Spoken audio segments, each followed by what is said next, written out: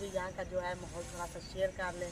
माशाल्लाह से इधर पार्किंग एरिया बहुत ही प्यारा, बहुत ज़बरदस्त है, बहुत लुक है इसकी एरिया में। माशाल्लाह से हर चीज़ अच्छी है, इतने प्यारे प्यारे जो है पौधे भी लगे हुए हैं। उधर वाइट फूलों वाला जो है गुलाब वो भी लगा हुआ है। तो माशाल्लाह से बहुत साथ भी मस्जिद है।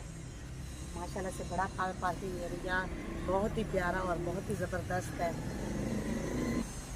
जी अल्हम्दुलिल्लाह थके हुए तो हम काफ़ी थे, तो इधर जो अभी हमने थोड़ा सा स्टे किया है ना, तो बहुत कंफर्टेबल और बहुत ही अच्छा महसूस हो रहा है। तो मैंने जो है अपना जूता उतार दिया है और इतना जो हरा हरा घास है, इससे है शबनम, तो इतनी मज़े जो है ना अच्छी लग रही है ठंडी ठंडी नीचे से।